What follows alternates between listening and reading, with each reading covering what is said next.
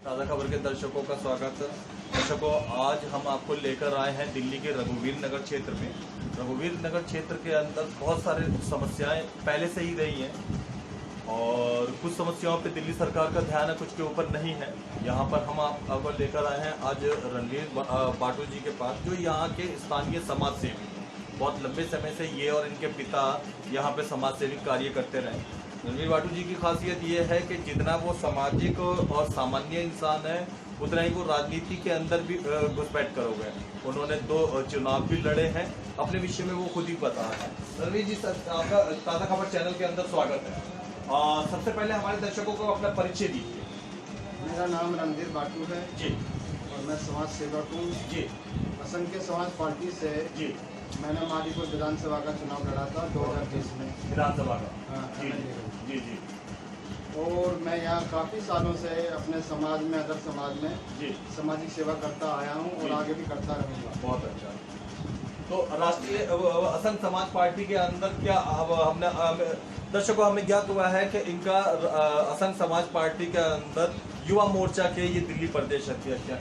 तो असंघ समाज पार्टी के बैनर तले आप क्या क्या कार्य करते रहते हैं?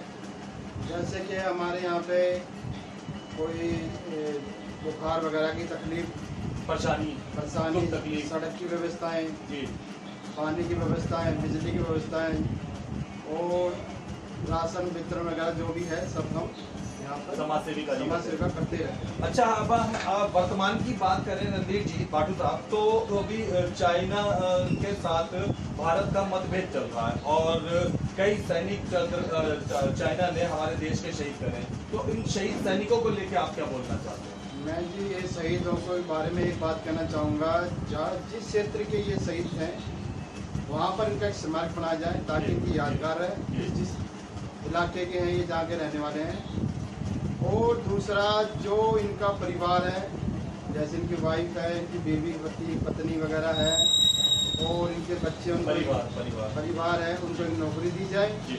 और दूसरा इनको जितनी जल्दी हो सके 1 करोड़ रुपया इनको दिया जाए ताकि ये अपना पालन पोषण कर सकें, अपना गुजारा कर सकें। और बहुत दुख की बात है कि हमारे 20 सैनिक मरे हैं। बड़ा दुख आता है, शहीद हुए हैं, बहुत दुख आता है इससे कि ये पता नहीं, चीन ने पहले तो महामारी फैलाई, फिर अब ये अब हमारे सैनिक शहीद हुए। बहुत दुख की बात है और मैं माननीय प्रधानमंत्री जी को कहूँगा कि आगे के लिए कोई इनके खिलाफ, चीन के खिलाफ कड़ी से कड़ी कार्रवाई की जाए। बिल्कुल सही, बिल्कुल। सारा देश इस मामले में एकजुट है। सारा देश इस मामले में एक साथ आवाज उठाया हुआ है कि हमारे सैनिक जो शहीद हो गए हैं और ये चीन की बदतमीजी है वाकई भी उनकी। पहले कोरोना वायरस की वजह से लोग परेशान हैं, ऊपर से हमारे देश के 20 सैनिक बैठे बैठाए जो है ना वो शहीद कर दिए। ये बहुत अच्छी बात कही आपने, पूरा देश आपकी आवाज़ सुन रहा है। ये तो हुई देश और सरहद की बात। हम अगर रघुवीर नगर इलाके की बात करें तो यहाँ पे इस समय कोरोना वायरस के समय में जो कोरोना काल चल रहा है, या साफ सफाई व्यवस्था या सैनिटेशन व्यवस्था क्या रही, वो बताइए आप। देखिए जी, जब से ये महामारी चली है आज तक यहाँ पे कोई भी सैनिटाइज की गाड़ी नहीं आई है। नहीं आई, ना गलियों में, ना रोड, ना एमसीडी की तरफ से, ना दिल्ली गवर्नमेंट की तरफ से, कहीं से भी नहीं आई है, ना एमसीडी ना दिल्ली गवर्नमेंट से। और जो हमारे विधायक साहब हैं वो तो यहाँ पे आके पूछ ही नहीं रहे कि हमारे क्षेत्र में जिनको लोगों ने जितवाया, गिरीश सोनी, गिरीश सोनी जी विधायक आम आदमी पार्टी से हैं, वो तो आज तक यहाँ पे आके उन्होंने देखा ही नहीं कि मेरे क्षेत्र में हो क्या रहा है। कोई सैनिटाइजरों की व्यवस्था नहीं करी, यहाँ पर इतने लोग बीमार पड़े, उनकी कोई व्यवस्था नहीं करी। बेचारे रोडों पे तड़पते रहे, ना उनके लिए टाइम से एम्बुलेंस आई, कोई सख्त कार्रवाई मतलब नहीं हुई मादीपुर विधानसभा से ना किसी प्रकार की। दर्शकों, बड़े अफसोस की बात है। समाज सेवी रणवीर बाटू का कहना है, असंघ समाज पार्टी से जुड़े हुए हैं ये, कि ना मादीपुर विधानसभा के अंतर्गत रघुवीर नगर क्षेत्र के अंदर ना तो कोई सैनिटेशन की गाड़ी दोनों तरफ से आई, ना दिल्ली गवर्नमेंट की तरफ से, ना एमसीडी की तरफ से, और ना ही यहाँ कोई सैनिटेशन की व्यवस्था हुई, ना ही किसी प्रकार की एम्बुलेंस की व्यवस्था हुई। और जो बीमार लोग यहाँ पर आशंकित कोविड-19 से मिले भी तो भी उनके लिए एम्बुलेंस और बेड की व्यवस्था भी नहीं हो पाई। ये इस देश की राजधानी का ये हाल है दोस्तों, तो सोचिए कि भारत के अन्य ऐसे राज्य जो थोड़े गरीब तबके के हैं वहाँ क्या स्थिति होगी। ये रणधीर जी, तो आवाज उठाने के लिए आपका क्या इरादा भविष्य में बैठ रहा है, क्या आपका क्या सरकार से क्या अपील करना चाहते हैं? हम बैठेंगे तो हम नहीं जी सरकार से अपील करेंगे, अगर आपके बस की नहीं है तो आप हमें एक बार बोलिए, जी जी हम करके दिखाते हैं। कितने हमारे बेचारे महामारी से लोग गरीब आदमी मर गए, जी, ना उनको बेड मिला, ना उनकी व्यवस्था हुई, ना दवाई की व्यवस्था हुई, ना खाने की व्यवस्था हुई, उनके परिवार की व्यवस्था नहीं हुई। लोग ऐसे पड़े हैं बाहर सड़कों पे। मैं पूछना चाहता हूँ माननीय दिल्ली सरकार से, माननीय केजरीवाल मुख्यमंत्री जी से, कि ऐसी क्या बात है कि उनको बेड नहीं मिले। एक तरफ आप लोग कहते हैं कि हमारे पास इतने हजार बेड खाली पड़े हैं, जी जी जी, इतने हजार बेड खाली पड़े हैं, तो फिर ये पब्लिक बाहर क्यों पड़ी है, बाहर क्यों सो रहे हैं ये? मैं आए दिन न्यूज वगैरह में देखता हूँ, व्हाट्सएप पे देखता हूँ कि लोग पब्लिक ऐसी बेशुमार पड़ी है। कोई कह रहा है कि हमें दवाई नहीं मिली, कोई कह रहा है कि यहाँ साफ सफाई नहीं है हॉस्पिटलों में, कोई कह रहा बेड नहीं है। तो मैं माननीय मुख्यमंत्री केजरीवाल जी से पूछना चाहूँगा कि आप ये बेड कह रहे तो उनको बेचारों गरीबों को बेड क्यों नहीं दिया जा रहा है? ये क्या बेड सिर्फ पूंजीपतियों के लिए रखे हुए हैं आपने, या अपने कार्यकर्ताओं के लिए रखे हुए हैं, या आपका क्या नाम है आपका? मेरा नाम सतीश कुमार जी। अच्छा अच्छा, तो सतीश जी, रघुवीर नगर क्षेत्र में और क्या क्या समस्याएं, गली नाली पानी की आप महसूस करते हैं, या क्या समस्याएं हैं बताइए? ये सारी समस्याएं, सफाइयाँ नहीं हो रही, गाड़ियाँ नहीं हो रही, गरीब बंदे खाने के लिए भूखे मरे, कई गाँव भागे, कहीं उनके घरे वाले, मेरे पास कोई व्यवस्था नहीं थी जिससे उनको समाधान मिलता। किसी को राशन मिला, किसी को मिला ही नहीं, किसी को खाना मिला, किसी को मिला ही नहीं। या राशन की क्या व्यवस्था रही जी? देखो जी, माननीय मुख्यमंत्री केजरीवाल सरकार ने कहा था कि हम लोग 9 लाख लोगों को राशन जी देंगे। जी जी, 10 लाख जी। और मुझे तो 9 लाख छोड़ के यहाँ 9 आदमियों को राशन नहीं मिला।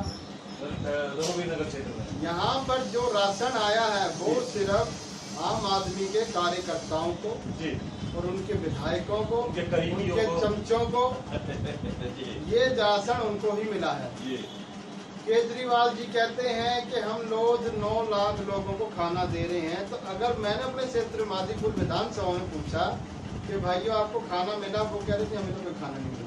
तो जनाब वो खाना सरकारी स्कूलों में बंटवाया गया था। स्कूलों में भी हमारे लोग गए जी, वहाँ लाइन में भी लगे, जी, जी। तो उन्होंने मना कर दिया कि कोई खाना नहीं है यहाँ पे, खत्म हो गया।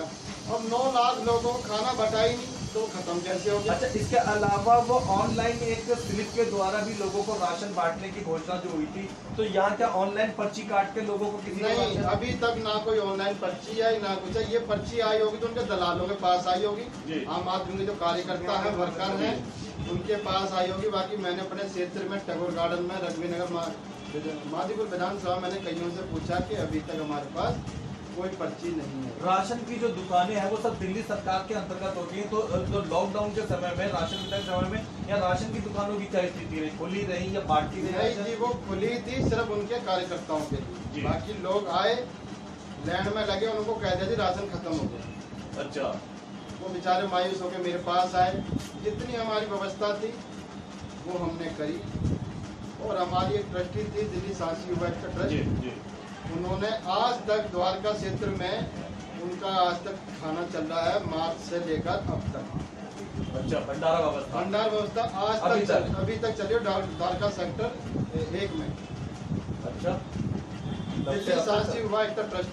जी जी, 22 मार्च को लॉकडाउन हुआ था, तब से लेकर आज तक उनका भंडारा वहाँ चल रहा है, राशन चल रहा है सभी लोगों के लिए, सभी आम आदमियों के लिए। कोई भी लोग आओ, 2 टाइम का वो खाना खुद बना रहे हैं, खुद ही बांट रहे हैं, सुबह और शाम का, सुबह शाम। वहाँ कोई राजनीतिक मैटर नहीं है, कोई किसी का दबाव नहीं है। एक संस्था है, उस संस्था के विषय में वो सब जरूरतमंद लोगों को भोजन जरूरतमंद लोगों को राशन दिया जाए। ये बहुत अच्छी बात है। अच्छा रणवीर जी, आप समाज सेवी हैं और विधानसभा चुनाव भी फाइट कर चुके हैं, विपक्षी हैं आप इस समय में, तो लॉकडाउन के समय में मजदूरों के लिए, प्रवासी मजदूरों के लिए और गरीब जनता या जरूरतमंद जनता के लिए आपने क्या क्या यहाँ अपने क्षेत्र के अंदर प्रयास करने का कोशिश करी?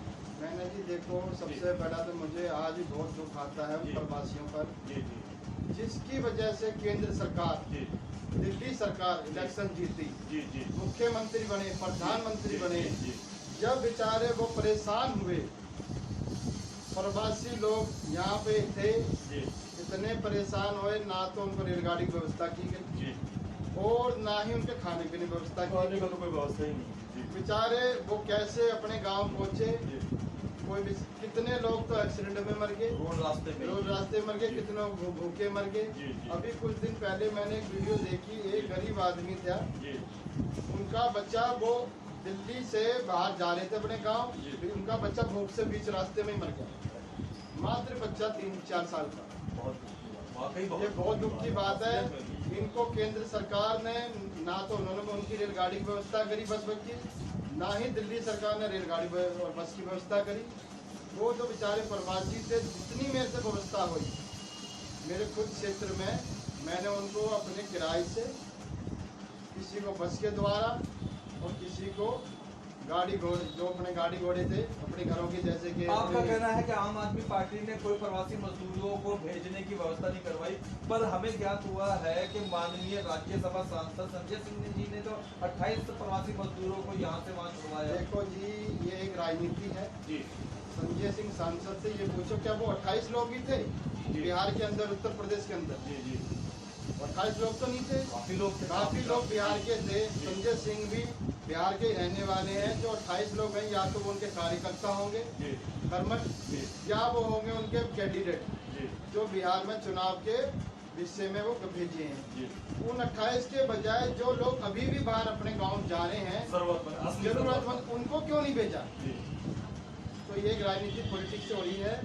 संजय सिंह ने सिर्फ अपने कार्यकर्ता या कैंडिडेट भेजे हैं वहाँ पर, जी जी, बाकी प्रवासी मजदूर गरीब आदमी किसी को नहीं भेजा। बहुत खूब, बहुत अच्छी बातें कही आपने। और किन किन संस्थाओं से रणवीर जी, अलग समाज के अलावा आप जुड़े हुए हैं, किन किन संस्थाओं से? देखो जी, हमारा श्री श्री 1008 शिव नारायण ट्रस्ट है, जी दिल्ली सांसी युवा एकता ट्रस्ट है, जी महाराजा रणजीत सिंह सांसी एकता ट्रस्ट है। जी मैं 3-4 संस्थाओं के साथ हूँ। जी जी, और कुछ हमारे यहाँ पर, हमारे क्षेत्र में कुछ महिलाएं भी, उनकी ट्रस्ट है, मैं उनमें भी बिजली की जैसे कोई व्यवस्था होती है, मैं बिजली दफ्तर भी जाता हूँ उनकी समस्याओं के लिए। अच्छा, पानी की समस्याएं होती तो मैं वहाँ भी जाता हूँ। जी सड़क की, रोड की, खाने पीने की जो भी व्यवस्था होती है, जो मेरे को, मेरे अंडर में मतलब जो मेरी, जिस चीज़ के लिए मुझे लोग बुलाते हैं, मैं उसमें आधी रात को भी तैयार हूँ और हमेशा तैयार रहूँगा। आप इस क्षेत्र के निवासी हैं और रणजीत जी के साथ में ही सहयोगी हैं, और क्या पद है इनका? कार्यालय सचिव। हाँ, कार्यालय सचिव है। तो इस समय जो कोविड-19 की महामारी चल रही है, इसमें आप जनता को क्या संदेश देना चाहेंगे? क्या आपस में, मतलब आपकी दुकान खुद की भी है, आप किस तरीके से सावधानियां बरतते हैं? हम तो अपने आप ही बरत रहे हैं, उनकी कोई सावधानी है नहीं। जी जी बैठ वहाँ पे पहले खाली कोई नहीं, जी वहाँ जाओ भीड़ लगी, कितने बंदे जाते हैं वहाँ, जी सब परेशान हो गए, कोई कहीं मर रहा, कोई कहीं मर रहा, कितने तो मर गए, जी। कितने मर गए, तो कोई दवाई करा, पेंसिल को नहीं करा। जी, और कोई मतलब केजरीवाल जी कहते हैं कि इतने बेड खाली पड़े हैं, वहाँ पड़े, यहाँ पड़े, कोई बेड नहीं मिलते। जब भी कोई लेके जाओ तो बाहर लेते ही नहीं, पहले ही मना कर देते, रोज यहाँ ले जाओ, वहाँ जाओ, कुछ प्राइवेट भेज रहा, कुछ ले जाओ, वहाँ भर्ती नहीं करते। अब अंतिम प्रश्नों की तरफ आऊंगा। बाटू साहब, मई जून का महीना है, दिल्ली में जून का महीना होते ही पानी की समस्याएं विभिन्न क्षेत्रों में शुरू हो जाती है। पानी की रघुवीर नगर में क्या स्थिति है? देखो जी, यहाँ पानी की बड़ी समस्या है। जी, यहाँ पानी कभी तो आता है, जी, कभी नहीं आता। यहाँ तो शायद पानी सुबह 2 घंटे वगैरह आता होगा ना? कभी कभी आता है, रेगुलर नहीं आता। अच्छा, और हमने यहाँ पर क्षेत्र में, जैसे कि यहाँ क्षेत्र के लोग मेरे पास आए, जी, जी। तो हमने यहाँ से टैंकर मंगवा के उनकी व्यवस्था करी। बहुत अच्छा, बहुत बढ़िया। कुछ हमने जो अपने मुर्जे वगैरह मिलते हैं 15-20 रुपये किराए पे, वो हमने लोगों को घर घर पहुँचाए। जी, सही फायदा हमारे क्षेत्र के, चलो हम लोग इलेक्शन नहीं जीतते, कोई बात नहीं, कोई बात नहीं। लेकिन हमारा जो इंसानियत है, जो हमारा धर्म है, जी, जो हमारा काम है, वो तो हम करेंगे, जी जी चाहे हम जीते चाहे हम हारें। जी जी हम अपने लोगों को कैसे भूखा मरने देंगे, कैसे उनको पानी से प्यासा मरने देंगे। जी तो जितनी हमारी समस्याएं थी हम लोगों की करी टैंकर के द्वारा, म्यूजक के द्वारा, अपने घर से परिवार से ड्रम पानी भर भर के जैसे भी हमने सारी व्यवस्था हम लोगों की अपने क्षेत्र में करी। आपने और जी मैं एक बात तो कहना चाहूँगा, जी अभी मैंने अपने क्षेत्र में सड़क देखी,